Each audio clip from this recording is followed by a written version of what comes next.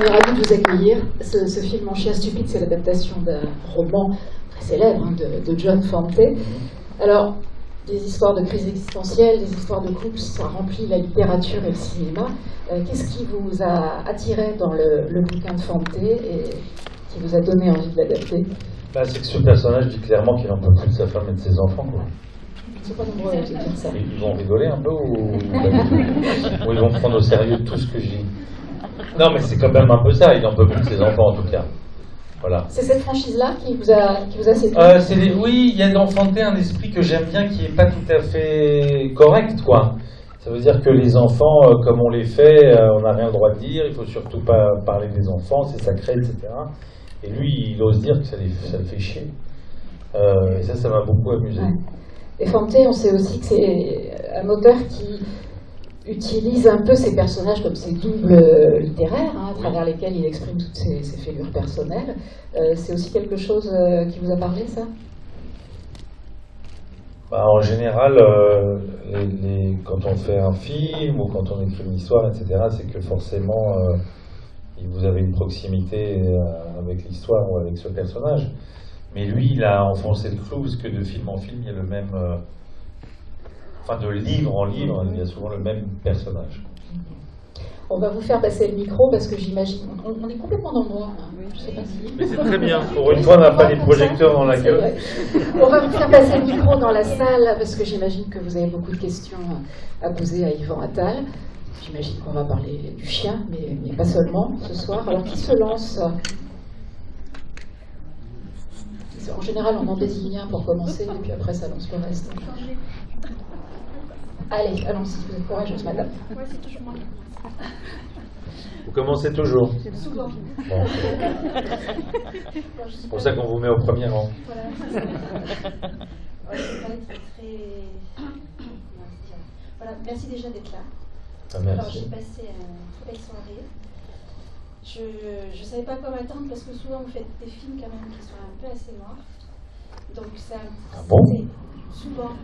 Moi, mes films à moi de réalisateur? Non, mais de façon générale. Ils sont rigolos, mes films. Donc du coup, c'était pour moi une agréable surprise.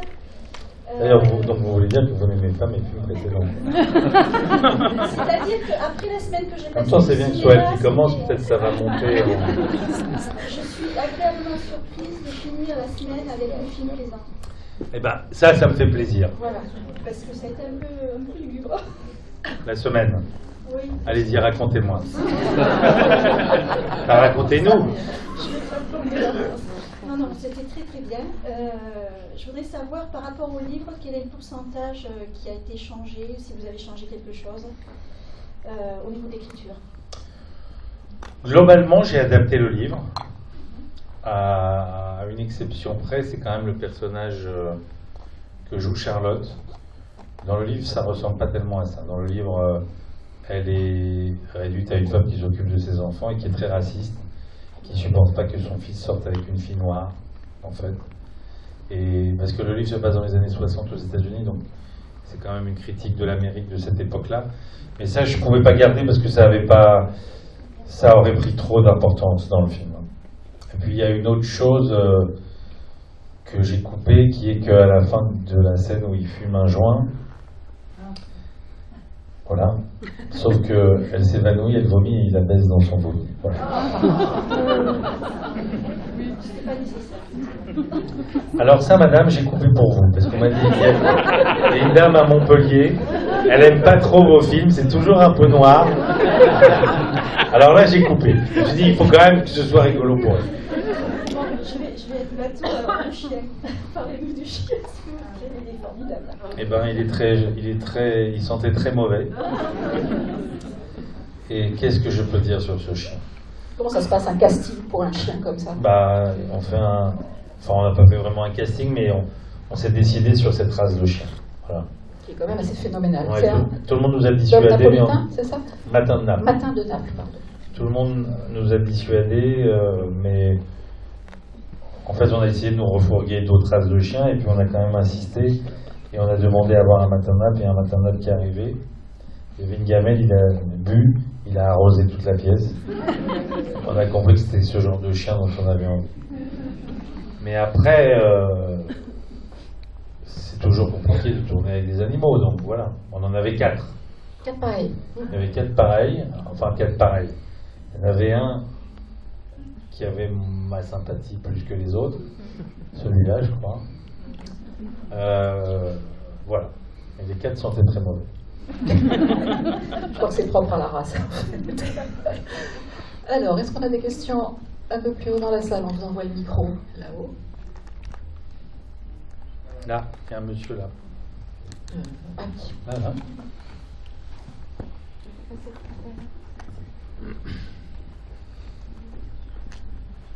Bonsoir, monsieur. Bonsoir, monsieur. Je vais juste poser une question. Est-ce que si vous n'aviez pas pensé à votre épouse pour le rôle de Cécile. Cécile. Qui j'aurais pris? Oui. Est-ce que vous aviez pensé à passer le casting pour d'autres femmes ou vous avez Moi, j'y ai pensé, mais très secrètement. J'avais très envie, mais je ne pouvais pas. J'étais obligé de prendre ma femme. J'avais très envie, mais quand j'ai lu le livre, j'ai eu envie de faire avec elle, évidemment. C'est une histoire de famille, j'avais envie de le faire avec elle. Ça raconte aussi le temps qui passe. On voit bien comment elle a vieilli d'ailleurs.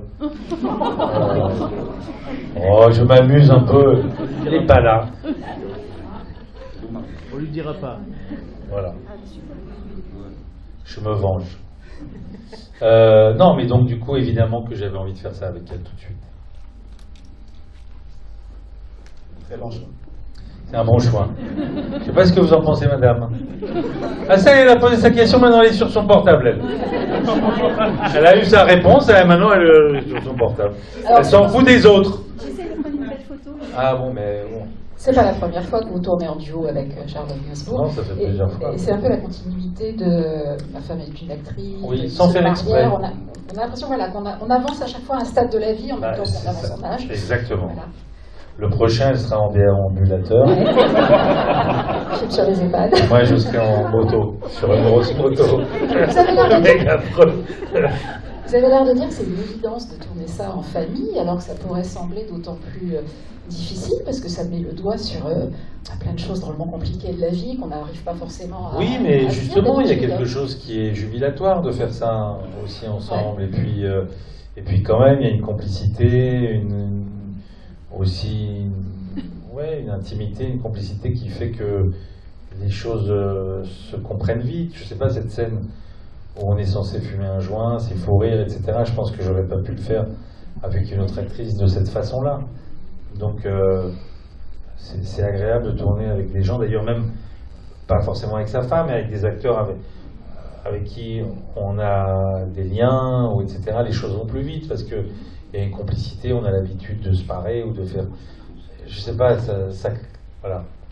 On s'amuse mieux avec les gens qu'on aime bien et qu'on connaît, avec qui on a l'habitude de s'amuser, que les gens qu'on connaît pas. Même si on peut faire de belles rencontres.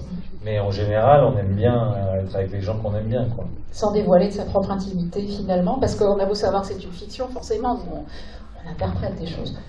J'ai pas de chien. Ça, c'est de la fiction. Non, c'est de la fiction. D'abord, c'est écrit par John Fante. C'est vrai. C'est écrit par John Fante, c'est pas moi qui ai inventé cette histoire. Pourquoi vous avez choisi le Pays Basque? L'original se passe en Californie. On est dans un endroit comme ça, un peu spécial aussi, bord de mer. Voilà, parce que le Pays Basque, en tout cas les environs de Biarritz, il y a l'océan, les vagues, ça fait penser un peu à la côte ouest américaine. Ouais. À la différence que le climat est vachement plus exacerbé, avec des états d'âme plus violents. Moi, j'ai eu beaucoup de chance, je peux vous dire, parce que j'ai eu très beau temps. Ouais. Et on m'a dissuadé de tourner là-bas, parce qu'on m'a dit qu'il va pleuvoir tout le temps. Donc la scène où il tombe des... c'est de la fausse pluie. Des rabanelles, c'est de la fausse pluie. Ah bah ouais, on peut pas se permettre d'attendre qu'il pleuve, quoi. Vous vous rendez compte? Non, quand il y a de la pluie au cinéma, c'est souvent de la fausse pluie. On continue de vous faire passer le micro.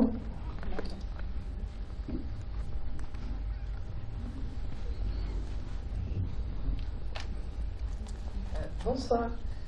Ma question, c'est quel est votre souvenir, le souvenir le plus drôle de ce tournage? Qu'est-ce qui vous reste?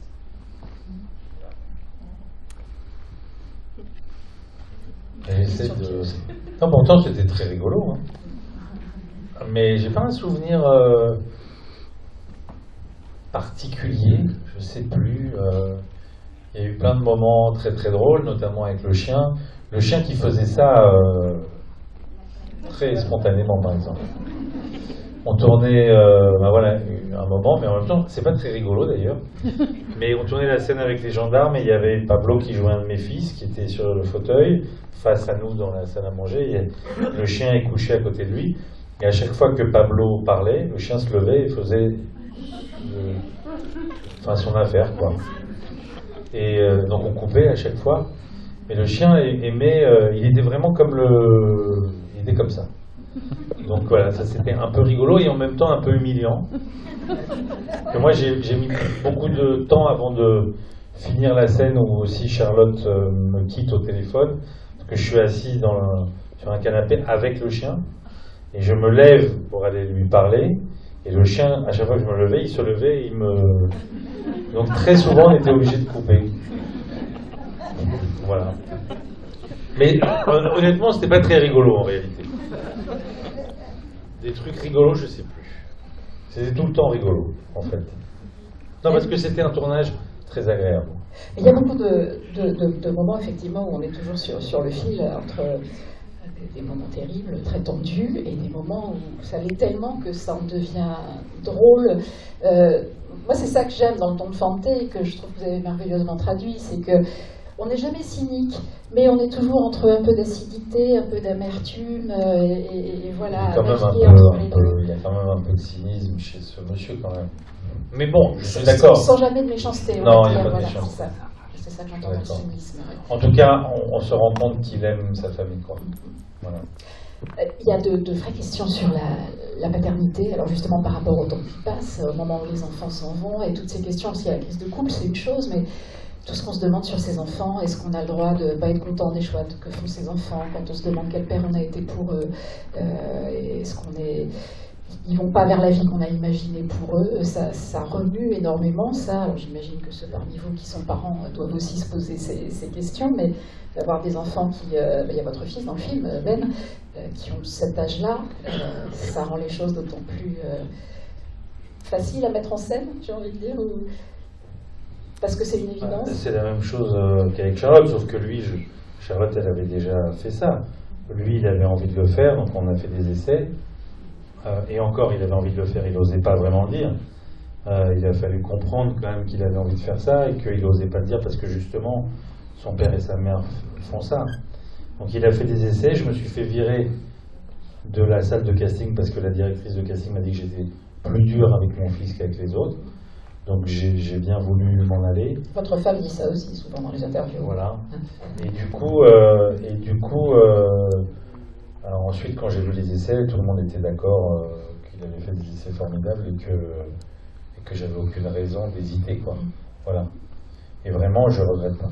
Je regrette pas. Je suis très heureux d'avoir fait ça. Souvent, on voit ces enfants en famille, on les voit pas avec les autres, dans leur milieu, au travail, avec leurs copains, etc. Donc ça m'a permis de voir des aspects comme ça de la personnalité de mon fils que je connaissais pas, et ça a été pour moi une expérience super. Déjà, je me suis rendu compte qu'il était capable de se lever le matin. Ça m'a rassuré, mais en dehors de cette bêtise, non, ça a été vraiment pour moi... D'ailleurs, j'ai très envie de recommencer. Lui aussi. Je crois.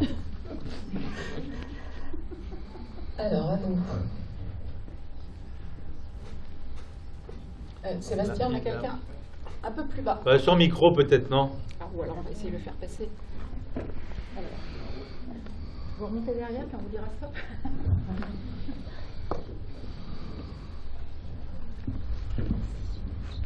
Bonsoir. Bonsoir. Ravie de vous voir. Les premières choses, c'est que j'aime les films dans lesquels vous avez joué. Je vous ai découvert. Ah, vous voyez, madame? Il y en a qui aiment bien, quoi, quand même. Ouais, je blague. Voilà, je vous ai découvert là et c'est vrai que j'aime beaucoup tous les films dans lesquels je vous ai vu jouer. J'aime les films que vous avez réalisés jusque-là. Et je n'avais pas bien lu le synopsis de ce film. J'ai vu que c'était vous qui le réalisiez, donc j'ai voulu avoir la surprise. J'ai adoré, j'ai vraiment beaucoup aimé. J'ai beaucoup aimé aussi la manière dont vous filmez, l'impression qu'il y avait beaucoup de gros plans.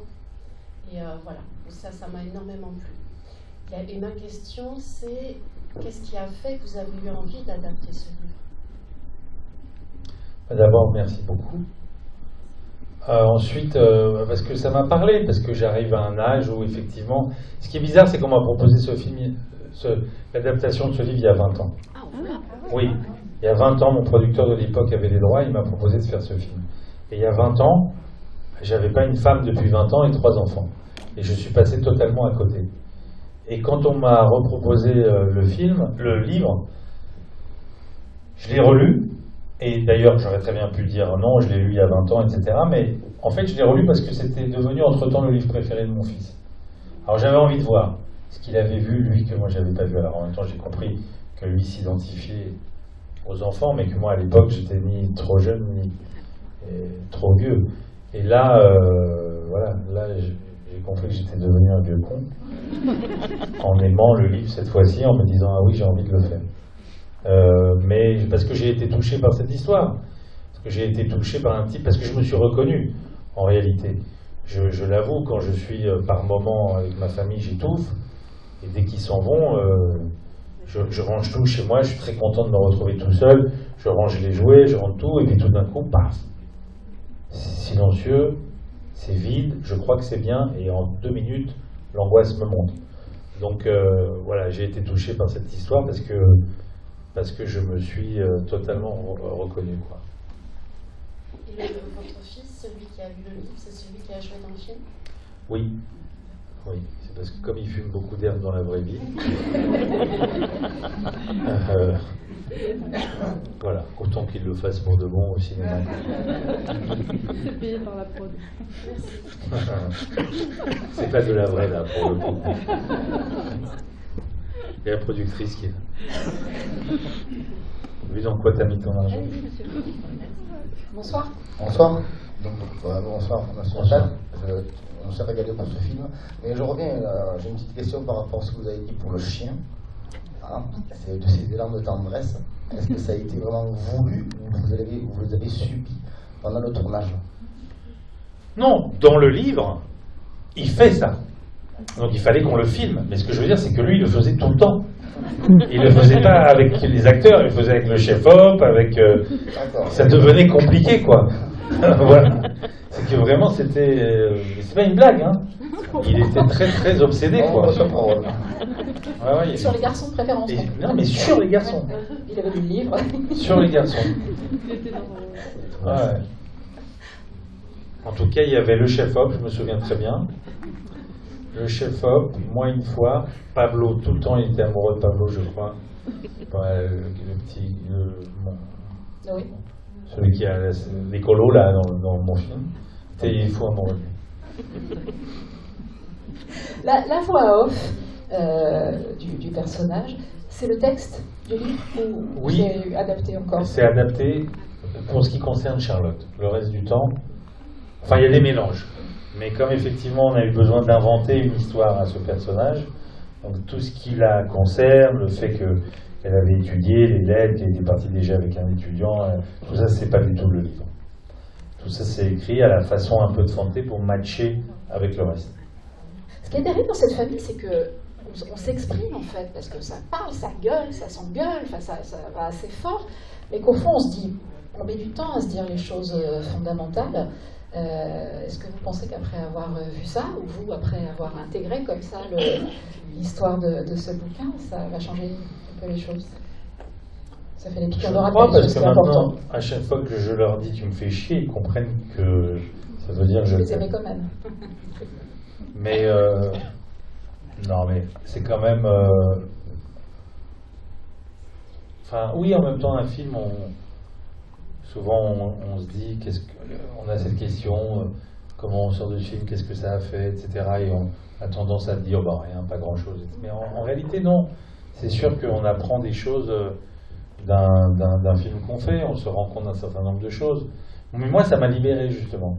Ça veut dire que je me rends compte qu'on peut dire à ses enfants, pardonnez-moi d'insister là-dessus, mais parce qu'on revient un peu toujours à la même question, aux enfants, etc. Mais Moi, aujourd'hui, ça m'a libéré. Je peux leur dire, tu m'emmerdes.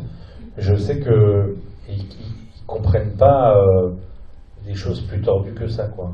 Et puis, à partir du moment où on est capable aussi de leur dire qu'on les aime, quoi. Ça me paraît évident. Cette espèce d'inertie dans laquelle s'enferme le personnage,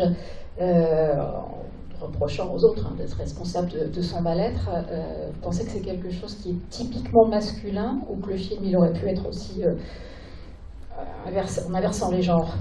Moi, je connais des femmes de mauvaise foi, pareil. Hein. Donc, je ne crois pas que ce soit typiquement masculin. Elles n'envoient pas toutes été plus vite? Ah, oui, il y en a des plus radicales. Bonsoir, messieurs, dames. Salut. Il y a des... Je ne saurais pas répondre à cette question. Je ne sais pas. Effectivement, peut-être que les femmes se cassent. Mais lui, il est... Peut-être que c'est une attitude masculine. Je ne saurais pas répondre. Vous, peut-être, vous savez. Ah non, je vous pose la question parce que bon, elle se casse. Cécile. Elle se casse. Elle met un peu de temps, mais elle finit par se casser. Elle prend la décision. Oui, mais parce qu'elle n'en peut plus. Il y a un moment, il l'a quand même, il l'a poussé à bout. Mais lui, il dit qu'il n'en peut plus. Lui, il dit qu'il n'en peut plus. Ouais, c'est pas pareil. C'est pas pareil. Encore une question? On en a eu là-haut ou pas? Oui, bonsoir. Donc, merci pour ce film. Moi, je me suis vraiment régalée. Merci, madame. Voilà, je me suis aussi retrouvée à plusieurs moments, à plusieurs reprises, dans le rôle de Charlotte. Je voulais savoir, vous avez dit que vous aussi, à plusieurs moments aussi, vous êtes retrouvée aussi dans ce film. Est-ce que donc pour vous, finalement, ça a été comme une vraie thérapie, pourquoi pas, au niveau du développement personnel? Et si oui, alors c'est vrai qu'il peut y avoir aussi un vrai message derrière ce film. Est-ce que quelque part, vous avez aussi l'espoir, pourquoi pas, que ce film soit un message aussi pour d'autres personnes? Mais pour leur dire quoi? Le retour, par exemple, au bout de 25 ans de vie, quand on voit que Charlotte, par exemple, revient à la fin, qu'elle prend une décision et qu'elle revient s'asseoir à table avec son mari en face, il n'y a pas d'échange de mots, c'est un moment qui est assez fort. Voilà, c'est un film qui tourne tout autour de la famille, tout autour des valeurs, tout autour de l'amour. Voilà, comment ça... Moi, je peux pas me dire je fais un film pour délivrer un message. Je raconte une histoire qui me touche. J'espère qu'elle va toucher les gens. J'espère que les gens vont se reconnaître comme moi je me reconnais dans cette histoire. Après, même si on vit tous les mêmes choses dans nos histoires d'amour, dans nos histoires familiales, globalement, quand même, on vit un peu les mêmes choses. Mais chaque personne, à chaque moment de la vie, on prend des décisions, on fait des choix différents. Moi, j'encourage pas forcément les femmes à revenir, hein. Ni les hommes d'ailleurs, je sais pas. Les gens font comme ils veulent, comme ils peuvent, comme ils sentent. À la fois, on vit les mêmes tourments, mais chaque histoire est particulière. Donc, moi, j'ai pas de message à délivrer. Et ensuite, c'est parce que j'ai fait une longue thérapie que j'ai pu faire ce film. C'est plutôt dans ce sens-là, quoi. Voilà. On a l'impression quand même que les choses les plus importantes se disent justement dans ces moments où il y a très peu de mots, où il y a des gestes, parfois, quand il enlace ses enfants, et que ce n'est pas justement les moments des grandes tirades, et que ça passe plus par des regards et par des silences. Parce qu'à un moment, il n'y a plus de mots. À un moment, c'est aussi, je sais pas, il y en a marre de se dire aussi des choses comme ça, en se disant les choses. Il faut des preuves aussi. Mais en tout cas, cette scène de fin, je vois pas comment ils peuvent s'adresser la parole tout de suite. Tant qu'elle dit pas un mot, elle vient, elle revient, elle s'installe, elle s'assied, mange des pâtes, il faudrait lui servir un verre de vin. Pas un mot, pas je m'excuse, mon amour, mon chéri, rien. Jusqu'à ce qu'elle dise enfin réellement, c'est une façon de lui dire je t'aime, quoi. Et pardon, et voilà. Donc là, le film se termine évidemment, j'imagine, qui va l'étrangler, quoi. On les retrouvera dans 15 ans. Voilà. Bonsoir. Je tenais tout d'abord à vous remercier énormément pour ce film qui m'a personnellement mis une grosse claque, car j'ai pu m'identifier auprès des enfants. Donc je suis fils unique, mais en règle générale, j'ai reconnu mes parents, la situation de mes parents, donc merci beaucoup. Et j'avais une petite question, ça se rattache peut-être à un tout petit détail du film, mais sur le plan plongé sur les feuilles qui s'impriment progressivement, Oui. je souhaitais savoir si c'était un texte sur mesure, un extrait du roman, le scénario, je ne sais pas. Je crois que c'était le roman. Je crois que c'est le roman qu'on a imprimé. D'ailleurs, je me souviens que l'imprimante, elle ne marchait pas. T'en souviens? On est allé chercher ton imprimante, je crois, au bureau.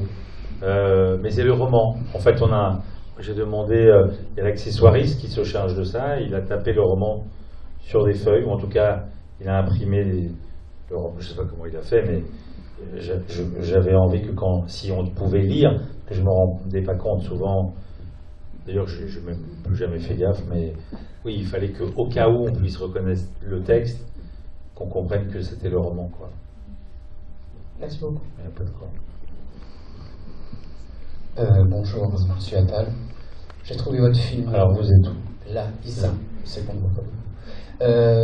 J'ai trouvé votre film très drôle, mais vous faites beaucoup de films drôles. Je trouve que. Vous voyez encore, madame, je suis désolé. Vous ne voyez pas les bons films. Vous avez un humour décalé. Ou alors vous me confondez avec un autre acteur pas rigolo. Non, mais moi je parle de la réalisation. Je trouve que c'est fluide, je trouve très intelligent. Et la lumière de vos films, que ce soit Mon bébé, que ce soit Ma femme solide. Mon bébé, c'est pas mon film en vrai. Ouais, mais c'est avec. Vous avez joué dedans. Ouais. Et ça aurait pu être un de vos films, parce que je trouve que la comédie vous va très très bien. Et que vous soyez acteur ou réalisateur, le mouvement de caméra est très fluide. Qu'est-ce qui vous fait choisir la lumière dans un film? En fait, avec le chef opérateur, pendant la préparation, on regarde vers quoi on a envie d'aller. On regarde des images, des photos, des peintures, d'autres films, et on définit une lumière ou un genre de lumière qui raconterait l'humeur du film.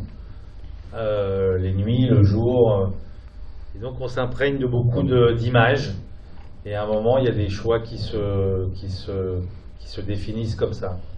Là, pour le coup, on avait envie d'une lumière qui nous fasse penser à la Californie pour essayer de se rapprocher un peu du livre, que ce soit une lumière un peu californienne. Donc on a regardé beaucoup d'images de Los Angeles, de Malibu, des films américains des années 70, 80, enfin d'ailleurs même de toutes les époques. Et on a essayé, en tout cas après c'est son travail à lui de se rapprocher de ce qu'on a vu ensemble. Et même la forme de la maison, les baies vitrées, le bois. Alors la forme, la maison, on a eu beaucoup de choses, beaucoup de chance, mais c'est vrai que j'ai eu la chance de rencontrer la fille de John Fante avant la préparation du film, ou pendant d'ailleurs, et qui m'a donné beaucoup de photos de l'époque, de son enfance, de là où elle vivait, etc. Et dans le livre, effectivement, il décrit, d'ailleurs, il le dit à son éditrice quand il dit des fois je regarde la maison avec les toits immenses, etc. Donc on cherchait une maison qui se rapproche de ça, et le hasard, c'est qu'on a trouvé une maison des années 60, construite à Arkang, à côté de Biarritz, et c'est la première maison qu'on a visitée, et elle faisait vraiment maison vintage californienne, quoi. Donc voilà, on a eu la chance de tomber sur cette maison qui se prêtait à cette atmosphère qu'on recherchait. Je crois qu'on avait quelqu'un là-bas. Bonsoir. Non, moi j'ai pas de question, je voulais juste un micro pour le garder, le ramener à la maison. Il a l'air vachement bien. Hein. Ouais, il y a des piles aussi dedans. Ouais. Et non, j'ai lu le bouquin il y a très longtemps, ainsi que l'autre qui s'appelle Ask to the Dust, je crois. Oui. Qui est le monde à la poussière. Et alors j'ai mélangé, je crois, un peu avec Bukowski, mais dans mon souvenir, j'ai plus trop j'ai plus assez de souvenirs. Est-ce qu'il ne buvait pas comme un trou dans Mon chien stupide, comme Bukowski ou pas? Et est-ce que la fin est la même? Est-ce qu'il vaut mieux baisser les bras que lever le coude? C'était moins un alcoolique que Bukowski. C'était quand même un père de famille avec ses enfants qui était à la maison, qui travaillait à la maison, qui était tous les soirs avec ses enfants. D'ailleurs, sa fille m'a raconté que pendant qu'il écrivait Mon chien stupide, tous les soirs, alors qu'il écrivait des pages où il se moquait de ses enfants, tous les soirs à table, il leur lisait ce qu'il écrivait sur eux. Je trouve ça très très drôle. Mais il était beaucoup moins alcoolique, il écrivait des personnages qu'il décrivait comme alcooliques, mais lui, il n'était pas vraiment. Enfin, en même temps, je soupçonne qu'il ne buvait pas que de l'eau, mais il n'était pas au niveau de Bukowski, je crois. Après, pourquoi vous confondez avec Bukowski? Parce que c'est Bukowski qui a révélé Fante en France. Fante était inconnu au bataillon, il n'était même pas édité. Et Bukowski, dans une interview dans les années 80, chez Pivot, Bernard Pivot, a dit que un de ses écrivains préférés était John Fante. Et donc là, il y a un éditeur qui s'est tout de suite jeté sur John Fante et qui a édité tous ses livres. Demande à la poussière a été le premier film adapté au cinéma. Voilà. Et l'autre question, ça doit être super dur de réaliser et de jouer en même temps. Hein. Ben pour vous dire la vérité, moi je trouve pas. Non mais vous pouvez garder le micro. Non mais. Pour le ramener à la maison? Oui. On verra après. Moi je trouve pas. Je trouve ça même presque plus facile. Moi je me trouve meilleur avec moi-même qu'avec d'autres. Ça, c'est un truc que vous répétez sans arrêt. Mais parce que je supporte pas de me voir à l'écran, je suis toujours déçu, j'aime pas me voir. Pas avec moi. Et vous y retournez. Puis non, mais moi, je m'aime bien quand je suis filmé par moi. L'acteur s'entend bien avec le metteur en scène. Voilà. C'est ça que je veux dire. Souvent, quand je tourne comme acteur avec d'autres metteurs en scène, c'est plus compliqué que quand je tourne avec Yvan Attal, metteur en scène. Voilà. Ça s'appelle Mon chien stupide, ça sort le 30 octobre. Absolument. Et si vous avez aimé ce film, ben, n'hésitez pas à en parler autour de vous, évidemment. Vous serez la meilleure des publicités. Merci beaucoup. Merci à vous. Merci.